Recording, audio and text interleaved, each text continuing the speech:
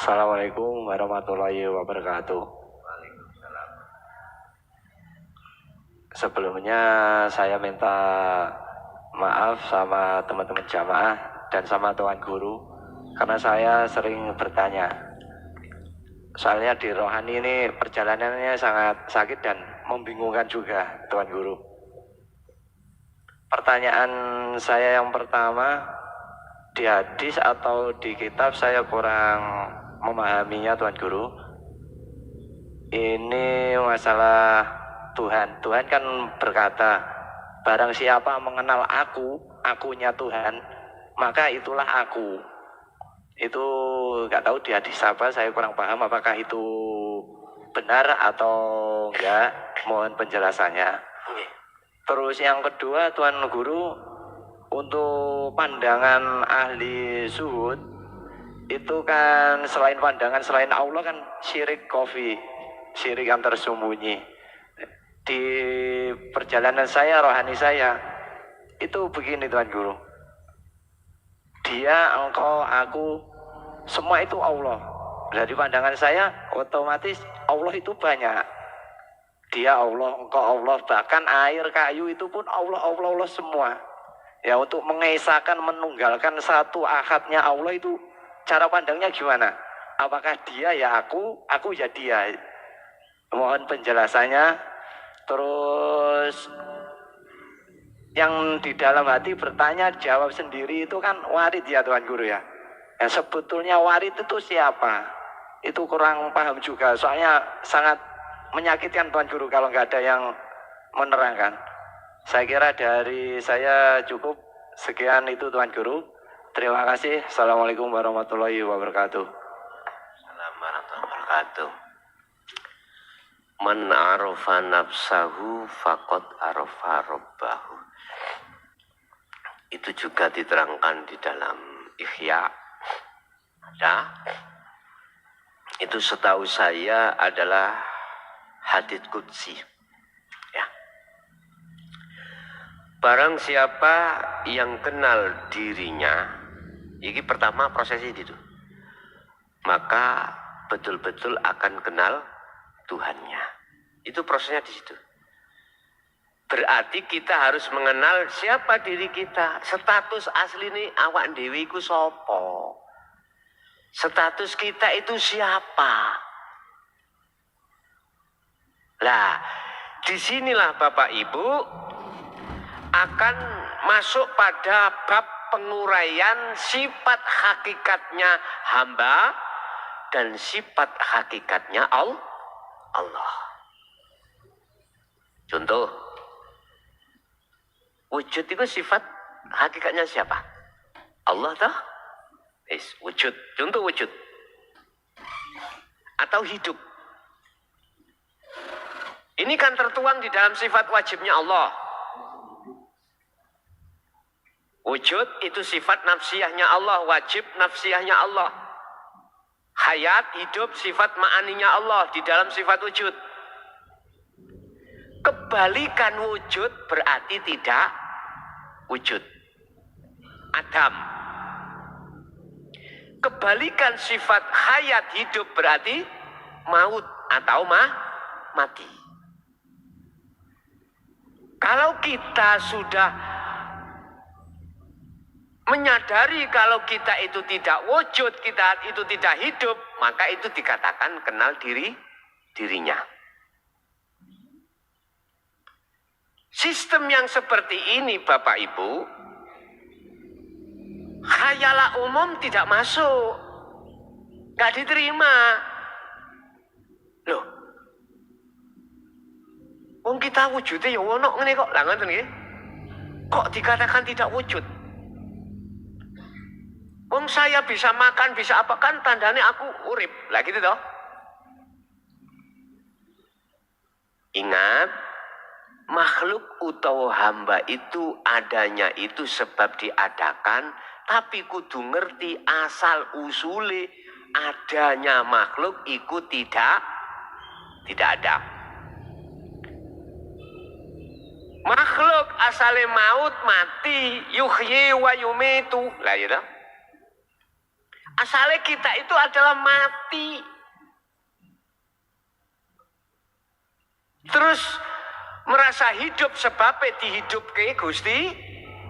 Nah, ketika Anda masih merasa wujud sebab diwujudkan yang wujud, merasa urip sebab diuripi sing urip, jenengan punya rasa seperti itu, masih hulek-hulek sampai cukul, gak kira kau kenal aku. Gak kira kau kenal Gusti. Gak kira jenengan sampai bisa ketemu Allah baik dunia maupun akhirat. Apa ya mungkin orang yang buta itu bisa melihat sama dengan orang yang tidak buta? Sama. Apa mungkin? Sama. Gak mungkin. Orang yang buta, walaupun dimasukkan masjid sini, lampunya dibesarkan, tetap gelap. Gelap. Orang buta. Tapi orang yang tidak buta, jangankan banyak, ada cahaya seberkas aja.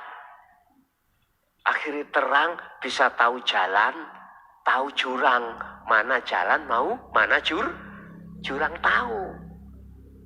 Nggak akan tersesat, nggak akan. Ibarat laksana berjalan, nggak mungkin ketabrak cagak, nggak mungkin. Walaupun seberkas cahaya, apalagi berwatt-watt ini. Wow. Lah, yang dimaksud pertanyaan pertama bagaimana? Kudu kenal dirinya. Nek wis kenal dirinya ya kenal aku. Maksudnya ya apa? Kalau di dalam diri panjenengan itu sudah tidak berlaku, keakuan kita yang wujud, keakuan kita yang hidup, keakuan kita yang melihat, mendengar apapun, maka itulah yang disebut faqad arafa rabbahu, kenal aku. Sebab yang melihat yang wujud, itu yang wujud sendiri.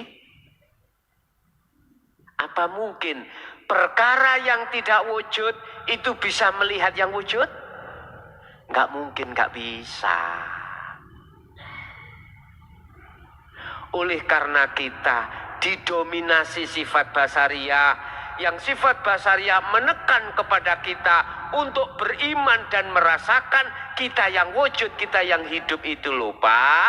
Akhirnya sampai kapanpun tidak akan dikatakan bisa kenal aku, kata Allah. Itu yang pertama. Untuk yang kedua tentang masalah Allah banyak, ya. Piye amriye iku dadi siji. Lah ngono ta?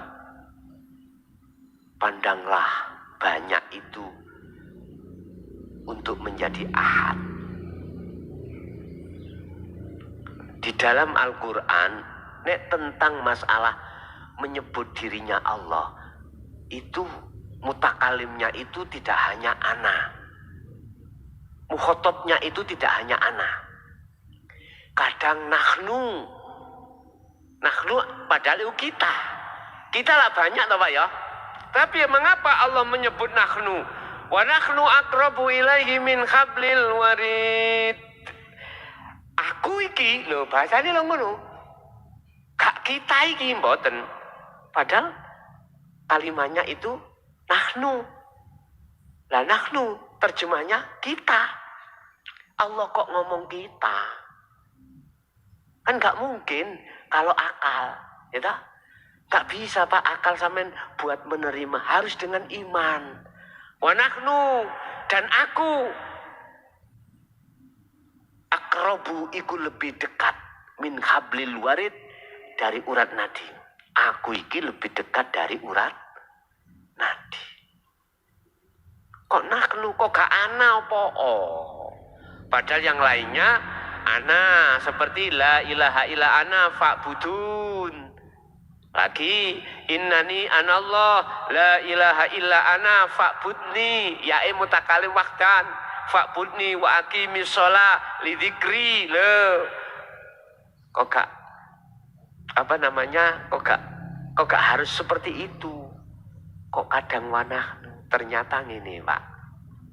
Carane sampai nek umpama pingin untuk ke ahad, padahal itu banyak nggih. Lakukanlah proses ahadiyah. Apa sih ahadiyah?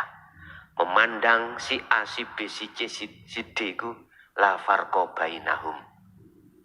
Urip si C, si B, si D sampai Z satu pelaku. Allah ya kuwi, Allah ya kuwi, Allah ya kuwi. Laksana gini. Di dalam Al-Quran kita dididik Asmaul Husna. Yang jumlahnya adalah 99. Mulai Ar-Rahman, Ar-Rahim sampai As-Sabur. Itu kumpulkan jadi siji dicecep oleh asma Allah. Makanya ada Al-Jalalah. Lah gitu lah. Dicecep. Berarti 99 itu melebu masuk di dalam Allah. Iki namanya proses ahadiyah. Kalau sudah muncul di taktung Allah nama iku berarti ahad. Kul huwallahu ahad. Terus caranya ya apa? Ya dengan rohaniah sampean. Jangan menganggap banyak itu banyak. Anggaplah banyak itu tunggal.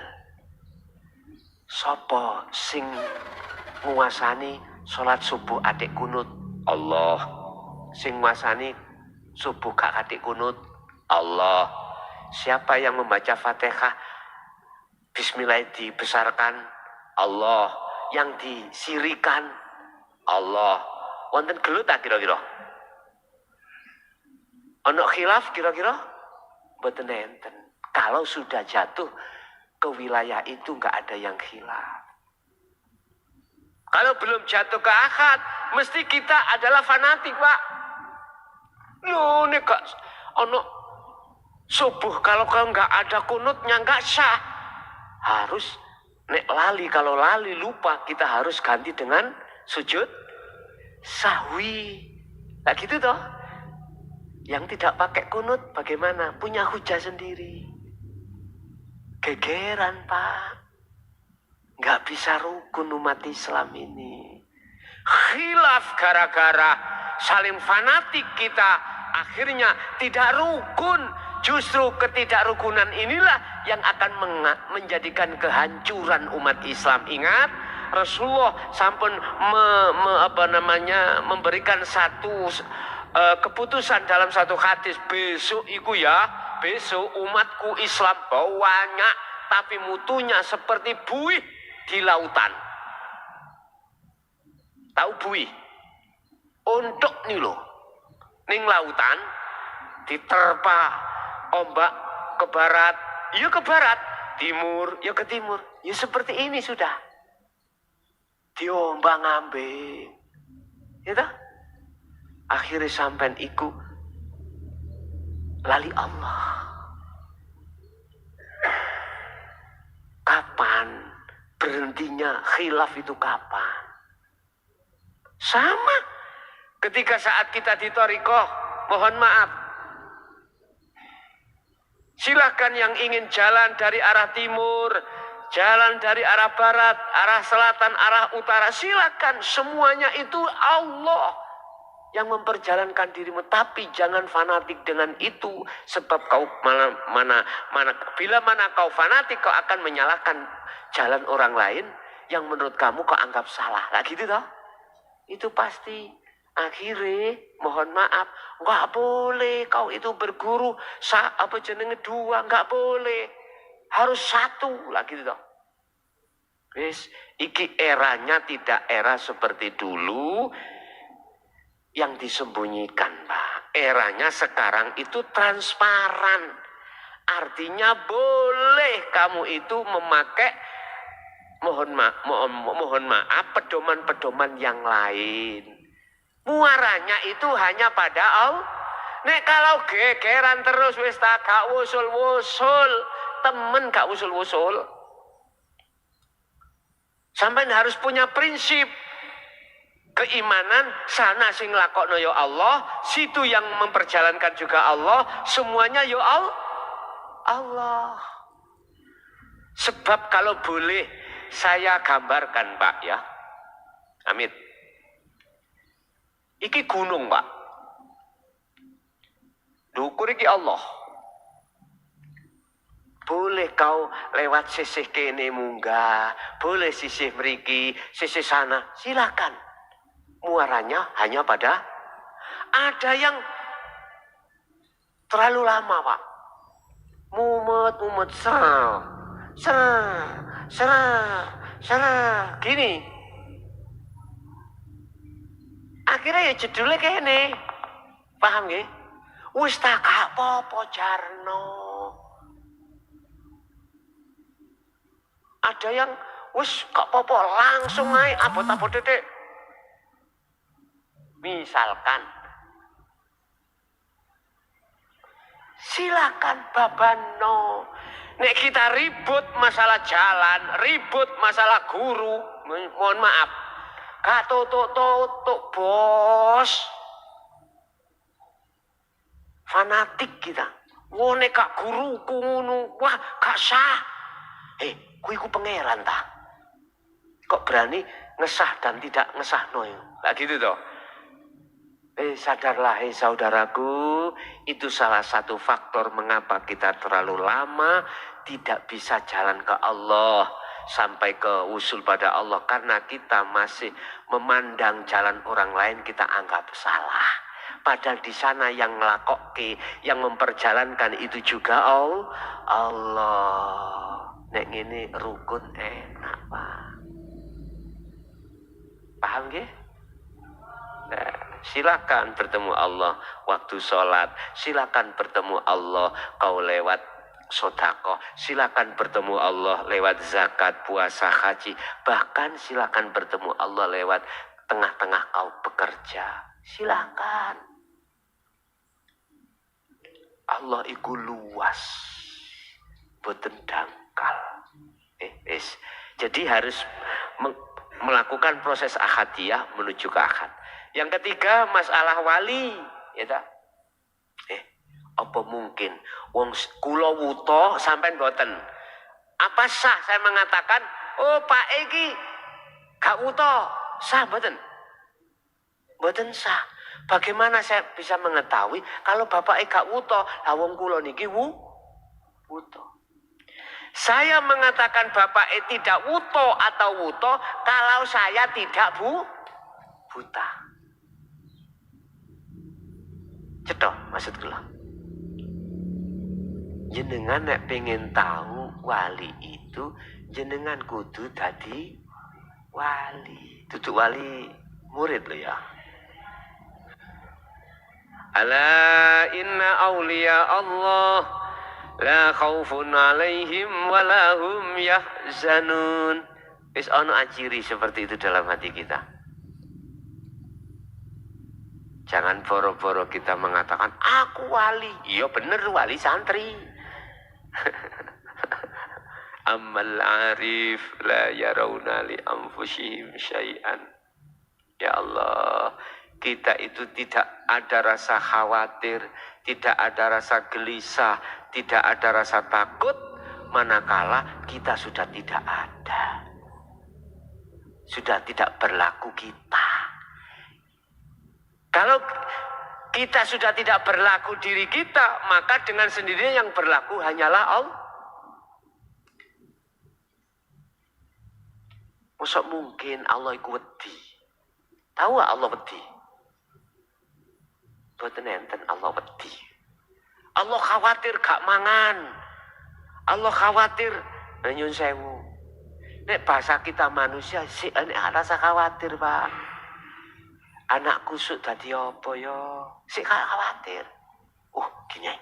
Tak sekolahke suk nek nyambut gawe cek gampang. Ngoten nggih. Tak pondoke suk dhek iku cek ngalim dengan ilmu itu nanti dunia akan katut. Lah ngoten nggih. Wis macam-macam iku sifat basaria. Aku suk iku nek mati mlebu surga ben neraka ya. Khawatir. Ketika kekhawatiran itu terjadi, akhirnya ibadah laku dohir iki dipeni. Jadi nggak tahu pernah pulang di masjid. Pulang-pulang kalau makan, gak kerja, gak apa masjid. Subhanallah, subhanallah, subhanallah. Ya gak apa-apa. Cuman ya. Untuk mencetak jadi kekasih Allah, kembalilah kepada surat Ali Imran ayat 31. Itulah kekasih Allah. Syaratnya harus mengikuti teladani Kanjeng. Kita umat Islam khususnya neladani Rasulullah itu hanya sebatas syariat saja. Kebanyakan. Sementara hakikatnya beliau untuk bisa sampai makrifat ruhaniyahnya itu sedikit sekali umat Islam itu. Umpama saya, mohon maaf loh ya. Umpama saya ranking. Saya ranking ini. 99,9% itu hanya syariatnya saja. Yang 1% itulah yang menjadi pilihan Allah, jadi kekasih Allah. Hanya itu. Sekarang jumlahnya manusia umat Islam berapa, Pak? Sampeyan hitung dhewe ngono. Itu. Makanya ojo heran nek ngaji babakan hikam, babakan ilmu tentang hati, tawidik sing ngaji. Nek disetelno orkes, setelno opo ngono modele ya. Sing teko iku teko ndi Pak. Masya Allah. Itulah wis zaman ya. Umat Islam banyak tapi mutunya seperti buih di lautan. Ini sabda Rasulullah, hadis ya. Faktanya memang iya. Begitulah. Jadi yang disebut wali adalah wong sing kelangan wonge. Orang yang sudah kehilangan orangnya. Sudah tidak berlaku hukum basariyah. Yang berlaku hukum basiroh. Pahami? Kul ja'al haqqu wa zahaqal batil innal batila kana zahuqa.